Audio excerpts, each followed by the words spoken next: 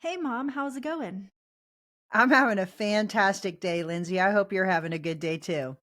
I am. Thank you. The weather's I wanted to say unseasonably cold, but then I just remembered it's January and it actually is normally cold, but it's like 35 degrees outside down here in Charleston, which it's way too cold for my blood. But we're I get staying it. warm. We're staying warm. We're getting through it. Absolutely. All I can tell you is the sun is shining and it's actually causing a thing here, which I mean, listen, first world problems, because there's lots of people in the world that are like, yeah, I feel real bad for you that you have a sunshiny day in January, right? So, whatever. Well, I'm super excited today, Lindsay, because we get to have one of my favorite people, one of my favorite clients that I got to work with, Jordan Piland of Lewis and Wallace Associates is joining us, and I could not be happier. Jordan, welcome to the show.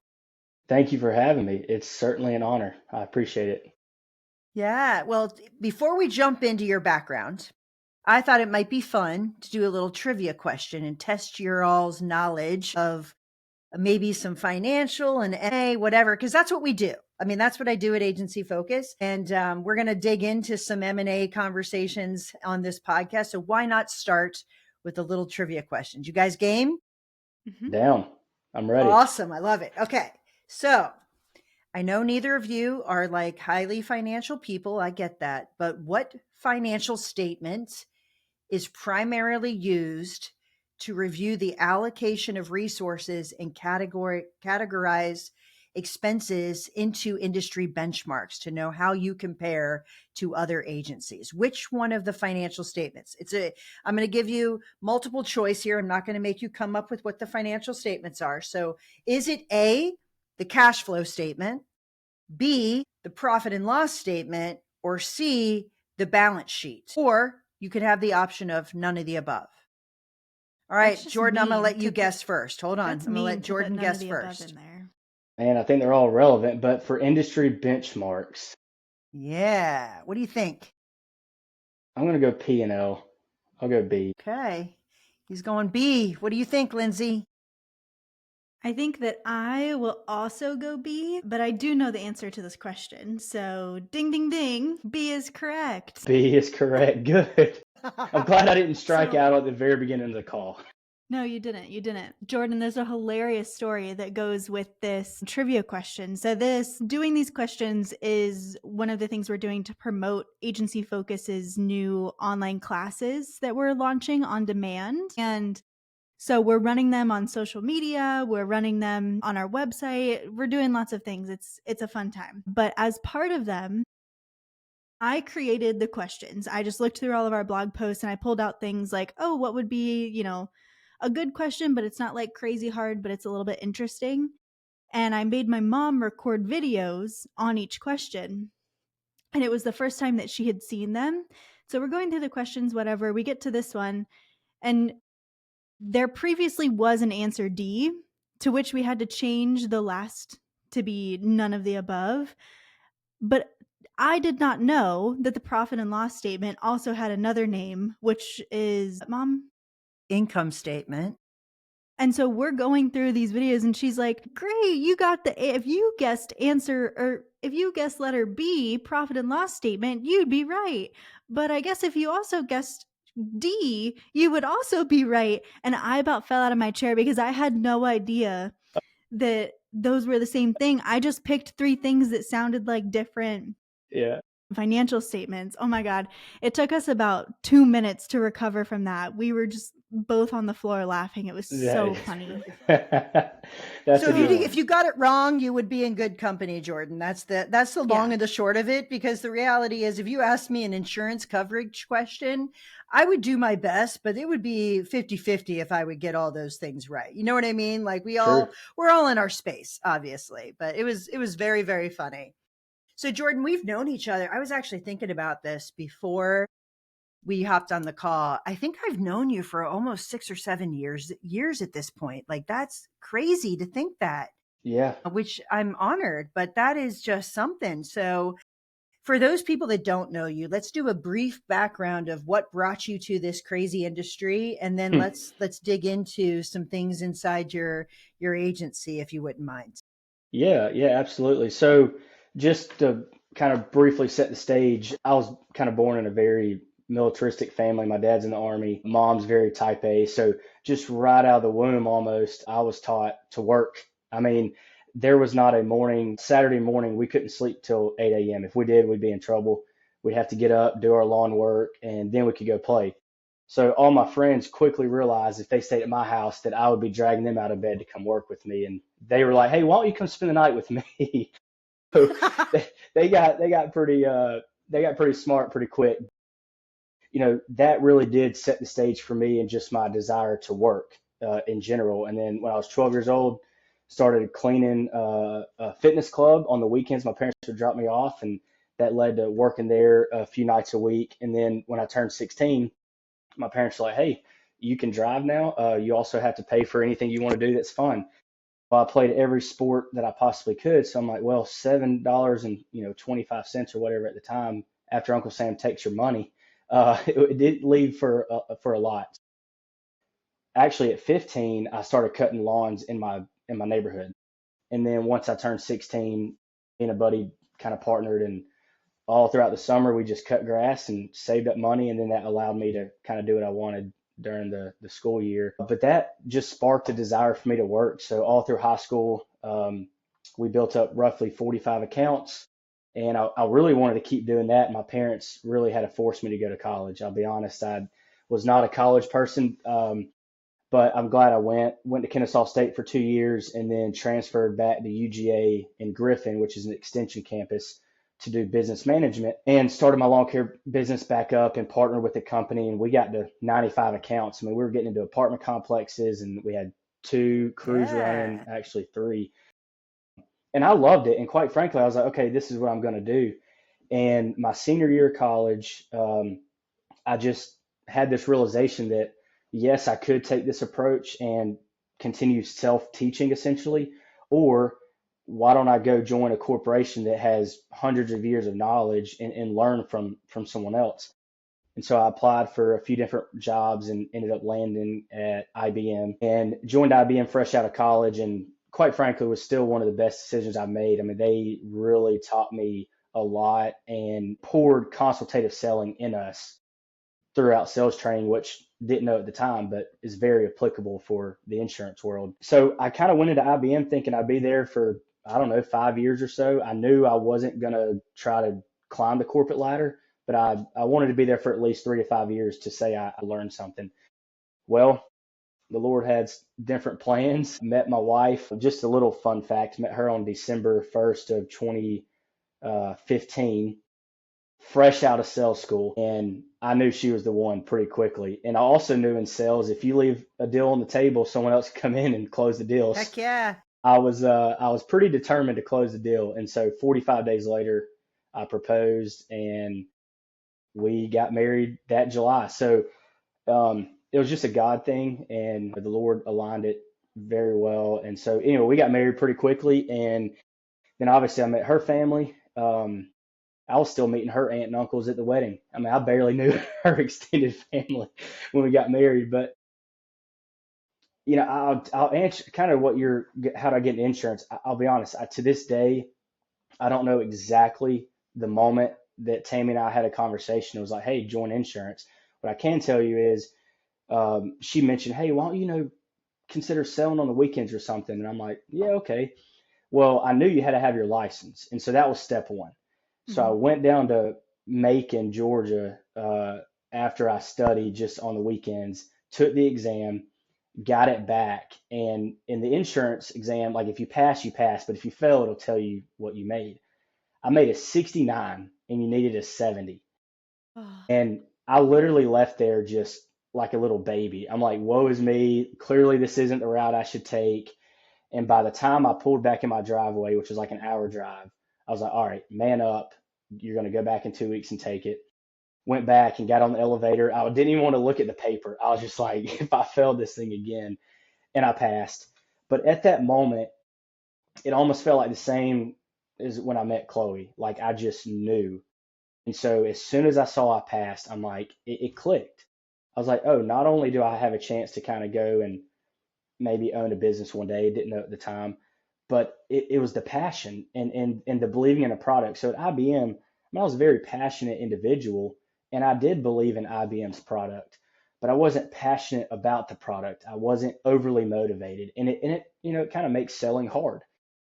What I quickly learned was I was very passionate about people, very passionate about customer service, and I believed in the insurance industry. And it just, like I said, it just clicked. So shortly after that, Tammy thought I was going to do just random sales here and there. Well, within 2 weeks, I call her and I'm like, Tammy, my heart's not in. I mean, I'm not doing IBM any service. Like, I know my next step is to take a leap of faith.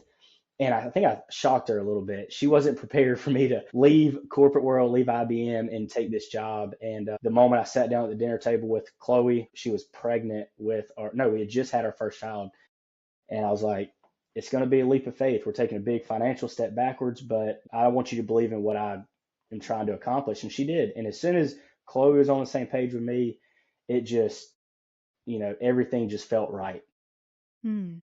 And so that's really what drove me to insurance. I didn't know how much you could make. It really wasn't about the money. It was strictly about serving people, being a consultative seller, and joining a firm that I believed had a good foundation, believing in Yeah. something that was already there, that I wasn't going into a unequally yoked situation. I was going into a place in an environment that I wasn't just a number. Nothing wrong with corporate, but you are a number. Yeah. And here, it wasn't that way. So So Jordan, sorry, give me a little bit of background. Did you start your agency? Do you work at a family agency? Are you a producer? Give me a little bit of like what's your role now? yeah, so at the time, I joined to be a producer, to sell, Yeah. and so the company I joined, it was a family business. Okay. My grandfather-in-law started, so they were a captive firm. And just a little side note, I did the very first thing I did was I researched captive versus independent. I Versus at least had independent. enough knowledge to look that up, Good. and I can tell you, and I told Tammy from day one, if they were a captive firm, which they were a year before, I probably would have never left IBM because, again, going back to customer service, I wanted to be able to go to a client, sit down and listen, ask 100 questions if I needed to, and then come back and bring them a fitting solution. And I Mm-hmm. knew the independent channel would give me that opportunity. So I started out as a producer. I mean, I'll be frank. I mean, when I decided to move over, I sat down with Tammy, who's my mother-in-law and was the owner at the time, and I told her kind of what I was trying to accomplish. She knew it wasn't going to be day one. I knew it wasn't going to be day one, but I did feel like it was the right thing to do to go in and tell her what my ultimate goal was by joining the firm. I feel like that was right. I feel like if I'd have just come in and she thought she was just hiring me and all of a sudden I threw something on her, it would have been a little, I think unfair for me to do that.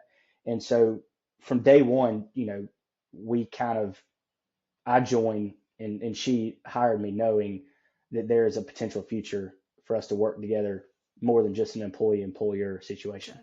Gotcha. Yeah, so Okay. you desired to be the successor, which I think is incredibly important because there's a lot of people that think that, like, hey, I'm a producer, I'm a really strong producer, or I'm part of the family, or I'm whatever.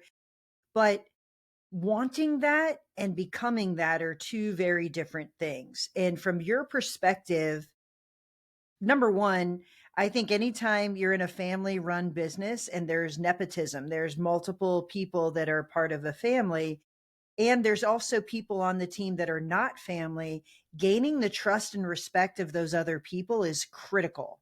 Absolutely critical. Because there is in the back of your mind, are these people there just because they're family or because they're qualified? So tell me what that journey was moving from I want to be that to I am that. Like I am going to live that culture and I'm going to behave like the next future owner of this agency, which now you are the, I mean, but I'm taking you back to that part. Yeah. Yeah, no, that's a very good point. And I'll tell you one thing that kind of prepared me for that was, and again, it just came natural, I think, the way I was raised. But every employer I worked for, the fitness club, um, it wasn't a ton, but I did work at a restaurant in college just to try something new. But everyone I worked for, I wanted them to know that they made the best choice by hiring me. I wanted to impress not only them, but also people who we interact with. And because I mean, I was essentially the face of the company I worked for when I had that interaction. So I always kind of worked as if I was an owner Hmm. mentality. Like I worked as if I own a business one day, I want employees to work how I'm trying to work. So I think coming into it and having that understanding, I knew that you can, like, it's one thing to say you want to be something, but you also have to prove it. And so kind of what you're saying, Carrie, is when I came in, I identified what I would consider gaps, and our gaps were producing. We had a good service team, we had a good foundation, we had high retention. We didn't have a sales team. So I identified a gap and said, okay, how can I be the most valuable today? Well, and the answer was to show up and close business and grow a book. And we didn't have a commercial division, didn't have any carrier contacts at all. So I had to just kind of go out, shake hands, introduce myself, and slowly build a book. So that was really that was really the key, Carrie, was proving myself, like Yeah. showing not only to the team but to Tammy that, you know, I could potentially be the next person. Yeah. So give me an idea. How long did that take, Jordan, from the point when you started to actually moving into ownership? What was that timeline? And I think what was the evolution? So some of it you proved yourself, and clearly it's how you're wired. It's why you got the job in the first place. It's probably why you got your wife. Like you showed up as you, right? But tell me what that timeline and process looked like, moving from a producer role into thinking like an owner, behaving like an owner, and actually becoming an owner. Yeah, so my wife would agree, and Tammy would. She knows now. I'm like a bull in a china shop. So it did go fast, and I mean there were moments where, I mean, I would say within a year and a half, I had my first conversation with Tammy of my desire to be a partner, and it scared her. I mean, the reality, and it should. I mean, no normal person is going to just have, they own a company, and you got some random, son-in-law coming in and going, "Hey, I want a partner." I mean, that's it was aggressive. And I knew that going into it, but I also knew with the same breath that I had to be honest with my desire, Hmm. and I had to be willing for her to say no. I had to be willing to accept not now, maybe later. And initially that was the case. It was, hey, because I mean, the world will tell you, and the world did tell us that that's not a good idea. Don't hire your son-in-law. Don't partner with your son-in-law. And I think there can be some truth to that. You do have to be cautious. But the thing that I think made Tammy's and I's process so unique is, number one, we're both believers, and we both have put our ultimate trust in the Lord. And so with that being the foundation, we both could also kind of just trust throughout prayer and process that, hey, when the time's right, it's going to happen. There's no need to force it. So a year and a half, Carrie, literally 2018 of, let's see, February 2018, I joined, um, spent a year trying to figure things out. And then I think 2 years, we actually became partners 2 years in. Yeah. And So you're here's both the reason. still on board on the team? Yeah, both Both still still on working. board. Yep, she's still here full time, and which I don't know if we want to get into that yet, but that transition did just happen back in August. Gotcha. Yeah. Gotcha. Okay. So you're going through like your first couple months or so of making like dual decisions and both having like input on major decisions then right now. Yeah, and I'll tell you that I've been super, super blessed throughout this process. I mean, Carrie would agree. I mean, Tammy's probably the nicest person you'll ever meet. She Um, is. and what made it, like, she allowed me to come in, even though I didn't own the company, and make company decisions. She, Hmm. trusted my judgment, and we'd sit down. I go, "Hey, I think we should do this, or we need to hire this person," and she really did allow me to do that. And I think that's a big testimony just on her part. And what made this work was she knew that I knew that she was the owner, but she also was like, "Hey, you clearly have a future here, and I want to do whatever I can to support you." And so her and I have had a great relationship because of that. So, Jordan, you said two things that are really important. You said, number one, you recognize that your timeline is aggressive. Like it was absolutely aggressive. And you were willing to accept not yet or not now or maybe later as an answer. I think too many times that communication between successor and current owner is delayed because you're worried about how it's going to go and how it's going to change things. And if you don't get the answer that you want. So I love, love, love that you were like, I know this is crazy. Literally, I asked your daughter to marry me within 45 days of knowing them. I have a little bit of a pattern of being in a rush. Like, obviously, it's not a bad thing.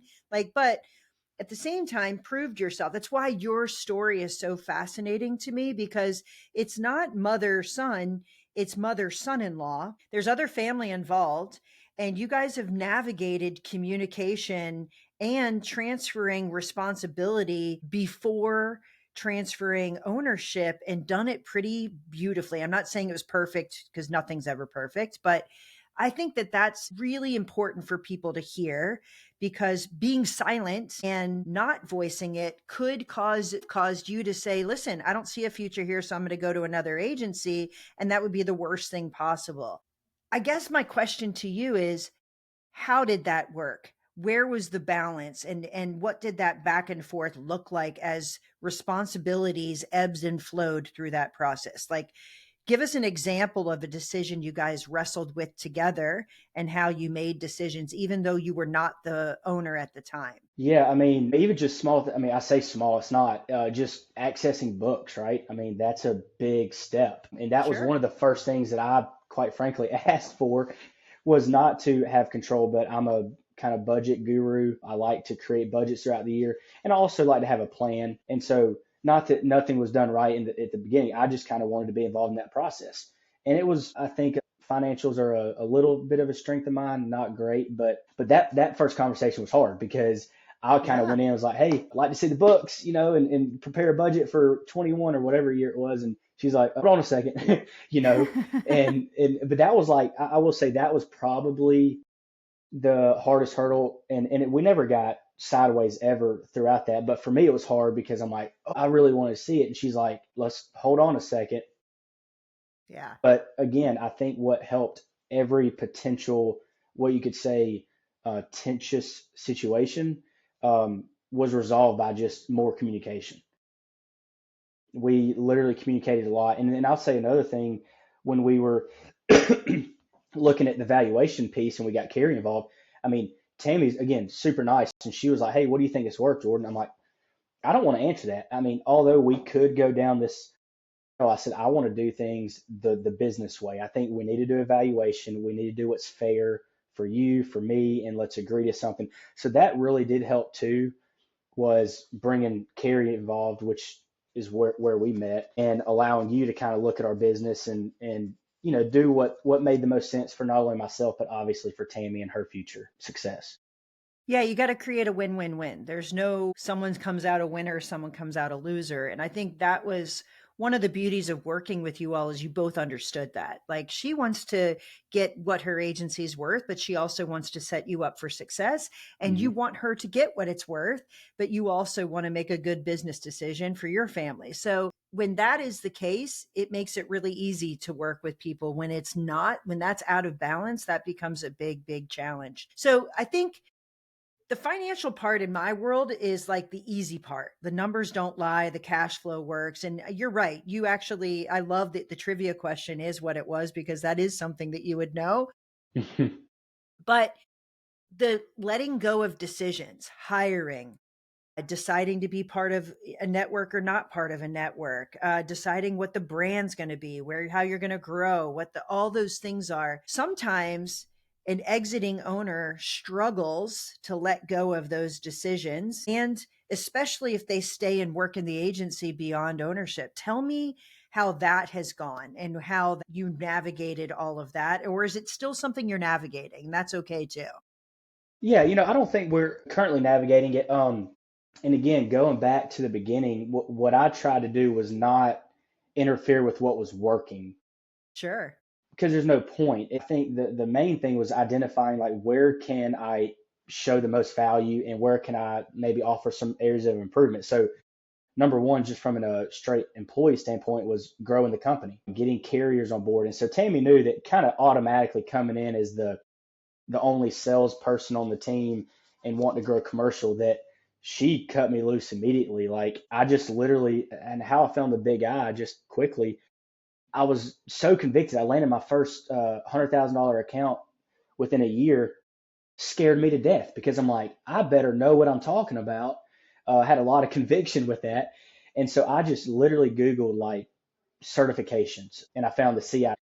So I called the big I and realized that they don't offer the CIC, but I happened to talk to a lady named Betsy Olson, who is still a huge part of where we are today.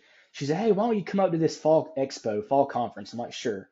Showed up and small world, find out that Albie Knight is now the CEO of IIA-NC.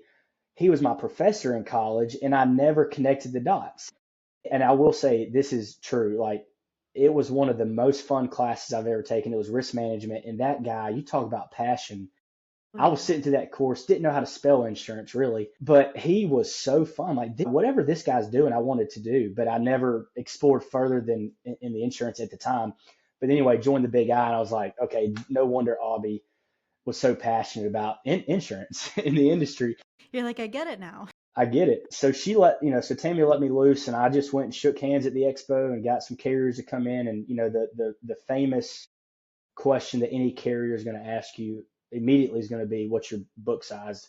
And I immediately looked at every carrier in the face and I'm like, look, you're not going to like what I say with that, but let me just have a chance to explain what we're trying to accomplish and what we're trying to do. And the ones that kind of saw that and believed in us gave us a chance and allowed us to grow. And obviously we joined Keystone in 2020. But yeah, I mean, Carrie, I'll be honest, like Tammy just really allowed me to take that avenue freely. And yeah, I had to ask, permission on some things, but ultimately she's like, "Hey Jordan, this is your lane. You want to grow it, do whatever you think necessary." And that was quite frankly awesome, which is why I never really forced buying her out fully, because even though I knew on paper I wasn't the owner, she allowed me to feel that way, which I think is huge.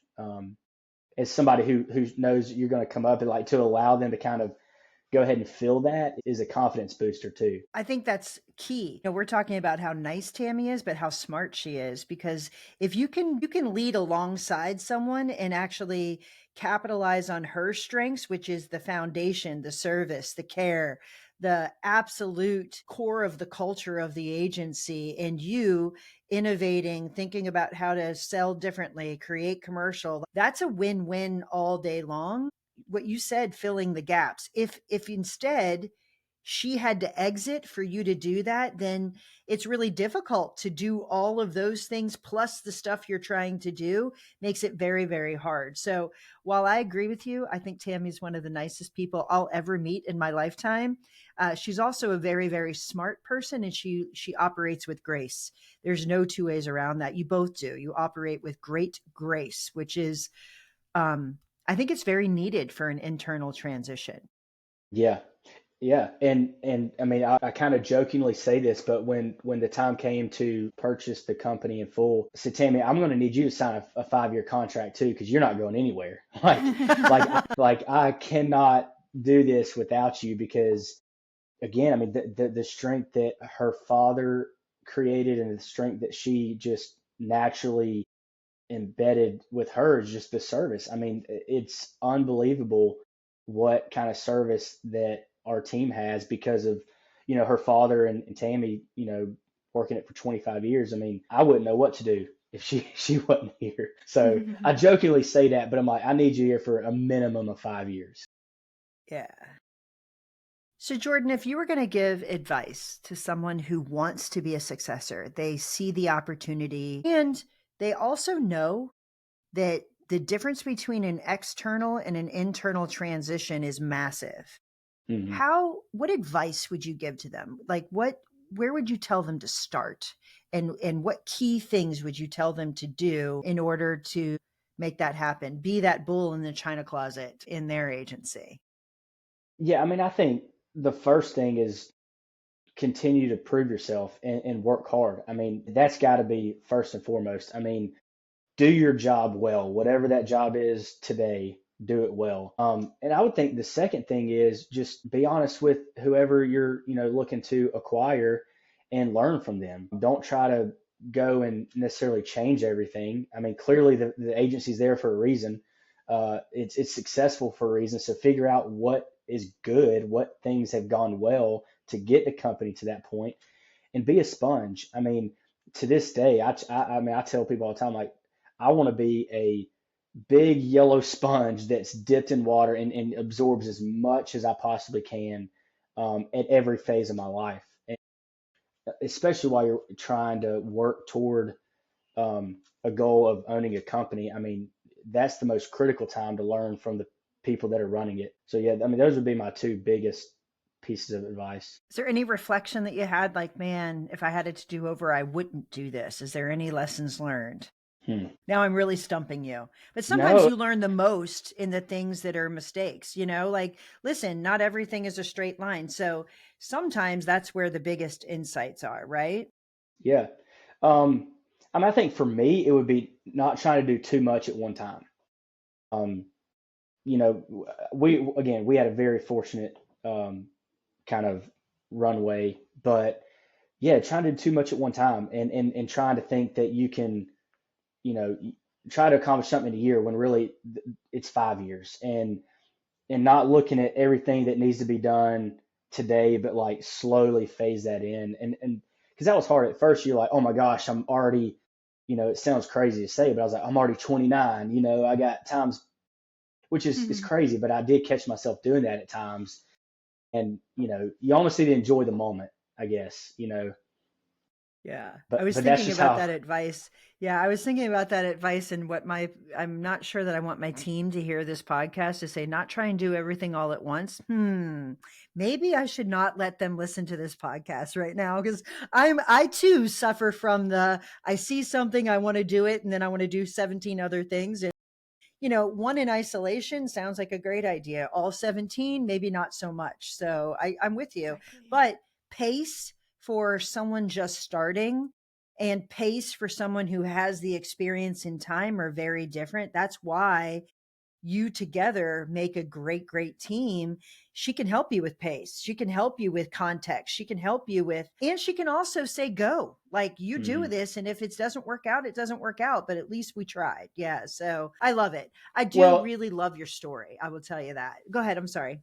no, no, no, I appreciate that. But I mean, I guess another way to put it would be, don't feel like you have to do everything, because I've recently read a book called Traction. It's a really good book, and it's we're a little smaller right now, but at some point I'd like to implement it. But in essence, it talks about putting the right people in the right seat. And I think a lot of owners or soon to be owners feel like they have to do everything, and Mhm. really that could hurt you. And it's trusting the people you have on your team to help carry the load. And so that was the biggest struggle for me, is trusting that. Put the right people in the right seat. Trust everybody's role within the company, because they're all here to help us achieve our goals. What is Absolutely. so you've had a crazy last 4 years, I think ish. So what's next? What's this year gonna be like for you guys? Yeah, that's another thing I kind of joked with Tammy about, because she went from captive to independent, and that whole year. But this is before I joined. Mm. They had to save a book roll. I mean, there was no guaranteed match. Yeah. Carriers like, we'll match the home and not the auto. So they spent a full year trying to save the book of business they had going to Mhm. independent, and then bam, here comes daggum Jordan Piland. Didn't know what I was getting into, and it's like every year there's always been something. So what's And this year? so, but for this next transition, it's really, you got to spend money to make money as a business owner. And I will say we've hired 3 people in a month span back in November. So Okay. we went from one producer, and now we have a team of 4 producers, and we have an account manager. So we have 9 total employees within the firm. So to answer your question, for 2025, I have had to kind of reevaluate what my goals are personally, and my goal for 25 is to see every one of our producers hit their target. And so I am dedicated in 25 to really solidify our sales team, get policies and procedures, workflow, all of that stuff done right, give them as much tools and resources as possible to hit their goal. Because quite frankly, I'm not going to be satisfied if I hit my goal and no one else does. I'm going to Mhm. be satisfied if our producers hit their goal, our account managers hit their goal. That's going to be way better, way more fun celebrating than just me hitting a goal, which kind of goes back to why I wanted to be a business owner for a long time, because Yeah. it's not Well, just about me hitting my numbers. it's spoken like a true business owner, like a CEO, instead of an independent, producer, not independent producer, but a producer who is good at selling. Mm-hmm. That's the CEO mindset. So awesome. I love to hear that. I got so swept up in listening to the story. My mom had to message me like, are you going to ask a question? I was like, oh, I forgot that I'm on this podcast, not just listening to it. So I appreciate you coming on and sharing your story. This was, I'm so glad that you started the podcast just by saying how much you loved it, because you guys do have a great story. And I'm rooting for you guys. Hope it all works Yeah, out. for sure. Well, I mean, I wouldn't want to end the story without saying again how big of an impact the industry as a whole has had on me personally. I've had some incredible mentors take me on from day one. I mean, one of the first things I did was try to find people who have been doing this a long time. That's what I did at IBM. And I was like, who has done this a long time? Who's doing it right? And so Betsy Olson was able to introduce me to, I mean, I'll tell you, Mike Iverson was one of the key people who looked at me and was like, I mean, I was I was green as it could be. And he still took me to breakfast and challenged me and took me in under his wing when he didn't have to. And John Barber, I mean, the whole Big I team was a pivotal point in my career. And then that led us to Keystone. I mean, Keystone would not have considered us if I'd have just called them off the street. I mean, I think we're probably the smallest firm they've ever taken on.